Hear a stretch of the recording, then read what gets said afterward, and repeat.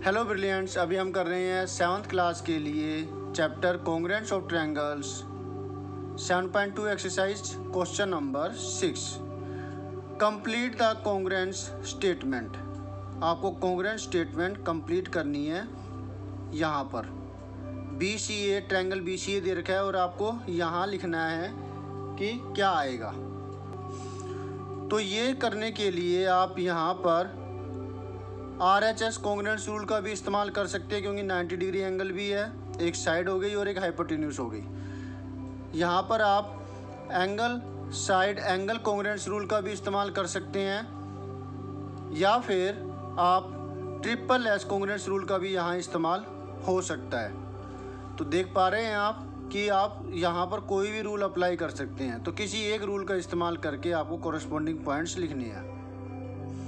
Okay, अगर ये 1 mark के अंदर है तो ये डायरेक्टली हो जाएगा। कैसे भला? 1 मार्क के हिसाब से BCA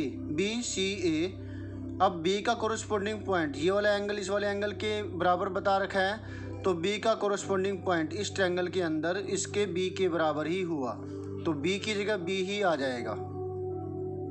फिर बारी आती है C की। C के लिए छोड़ देते हैं, ऐसे पॉइंट यहाँ पे ऐसे शो कर रखे हैं तो ये बराबर लग रहे हैं। नहीं समझ में आ रहा तो छोड़ दीजिए। तीसरा पॉइंट है A, ये 90 डिग्री है तो ये भी 90 डिग्री होगा, तो A का कोरस्पॉन्डिंग हुआ A। ओके, तो B C का हमने स्पेस छोड़ दी। अच्छा, लिख देते हैं।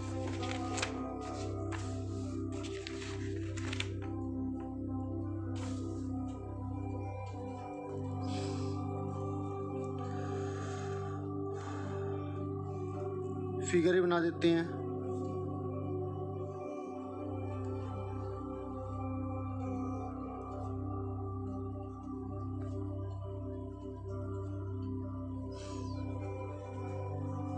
यहाँ ऐसे डॉट लगा रखी है, ये इसके बराबर, ये वाला जो एंगल है इस वाले एंगल के बराबर है, और ये अगर 90 है तो ऑब्वियसली ये भी तो 90 होगा।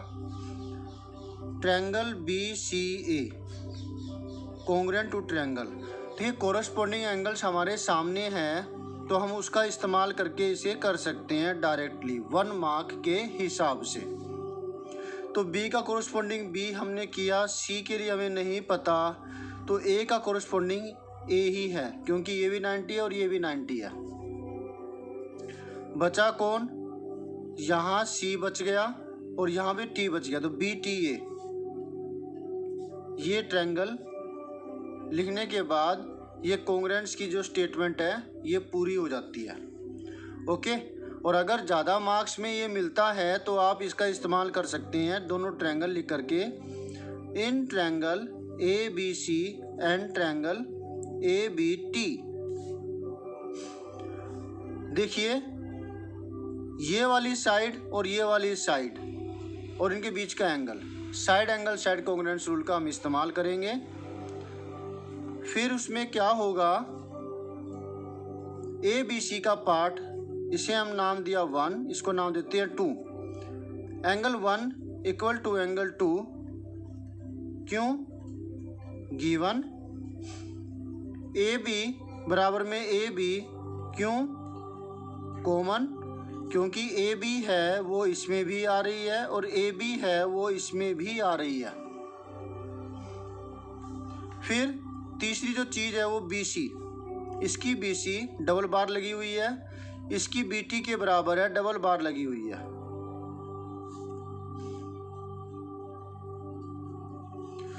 तो ये हुआ साइड एंगल साइड रूल से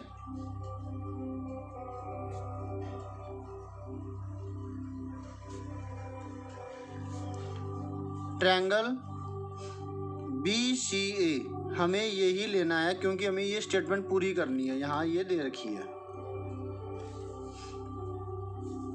इन दोनों में B आ रहा है, इन दोनों में भी B आ रहा है, तो B का कोरस्पॉन्डिंग हुआ B।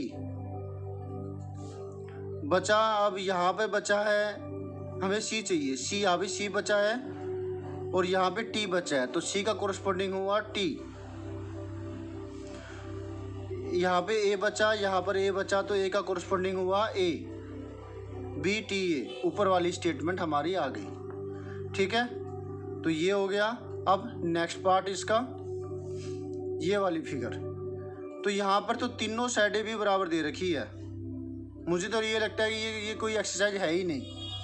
जो मेन जो चीज़ थी इसके अंदर वो ट्राई दीज में आ चुकी है, जो अच्छे वाले क्वेश्चन है।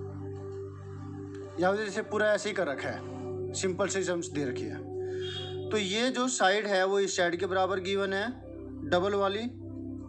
इसका मतलब ये होगा कि ये दोनों साइडें बराबर है, आइसोसेलेस ट्रायंगल है।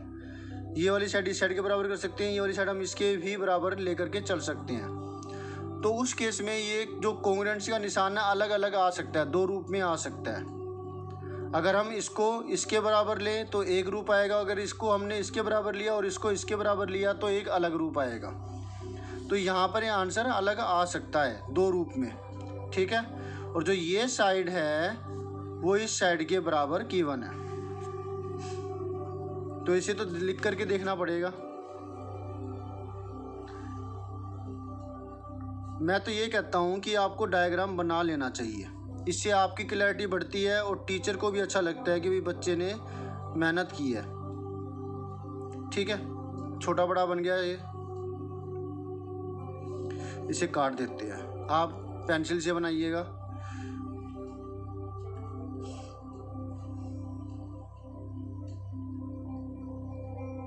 इसके बराबर से बनाना है। चलिए हो गया, ठीक है, रफली बना रहे हैं। ये इसके बराबर, ये इसके बराबर, ये इसके बराबर, ये इसके बराबर। ये Q है, ये P, ये T, ये R और ये S। ये एंगल इस एंगल के बराबर गिवन है। ओके, ये वाला जो साइड एंगल है ये वाले इस वाले एंगल के बराबर है। जब ये दोनों साइडें बराबर तो दोनों एंगल बराबर होंगे। पता नहीं क्या तो सोच के इन्होंने दे रखा है एम ही। चलिए हम क्या करेंगे, in triangle PQT and triangle QRS ले लिया हमने। पहले में PQ बराबर दे रखी है RS के। या तो यहाँ पे मिसप्रिंट हुआ है, 3 बार लगानी चाहिए इनको कि किसी एक में यहाँ पे 3 बार, यहाँ पे 3 बार नहीं है। तो हम इसको ऐसे कर सकते हैं, हम PQ को इसके भी बराबर लिख सकते हैं, हम PQ को इसके भी बराबर लिख सकते हैं। ओके, नेक्स्ट है QT। QT बराबर होगी QS के। अब ये ना हो कि QT को आप RS के बराबर भी लिख दो यहाँ पर, नहीं, इसमें कंफ्यूजन हो जाएगा। फिर बची साइड ये PT ये दे रखी है बराबर QR के।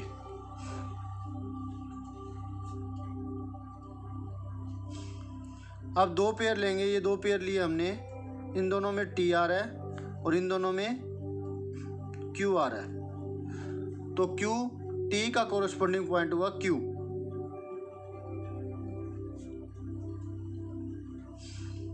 P यहाँ पे बच गया, R यहाँ पे बच गया, तो P का कोरस्पॉन्डिंग पॉइंट R हुआ। यहाँ पे बचा Q, यहाँ पे बचा S, तो Q का कोरस्पॉन्डिंग पॉइंट हुआ S।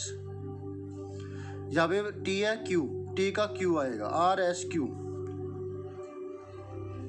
लेकिन हमें तो इस रूप में लिखना था ना, QRS के रूप में। तो हम क्या करेंगे, इसे QRS के रूप में लिख लेते हैं। Triangle QRS congruent to triangle.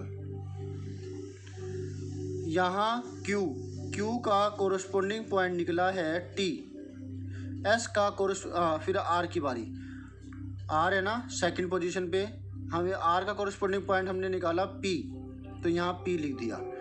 S का कोरस्पॉन्डिंग पॉइंट निकाला हमने Q, बीच वाली है सेकंड, ये सेकंड, तो यहाँ लिखेंगे S की जगह Q, TPQ।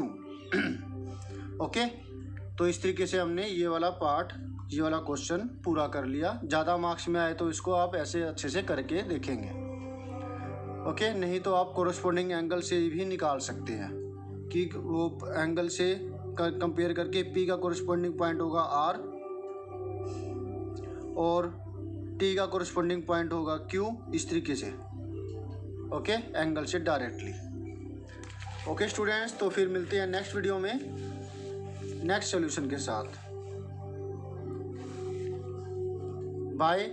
अगर अब तक आपने चैनल को सब्सक्राइब नहीं किया है तो प्लीज़ इसे सब्सक्राइब कर लीजिए, शेयर कीजिए अपने दोस्तों के साथ ताकि वो भी इसका फ़ायदा उठा सके। कमेंट कीजिए कुछ कहना चाहते हैं तो, और बेल आइकन दबाना मत भूलिएगा। बाय।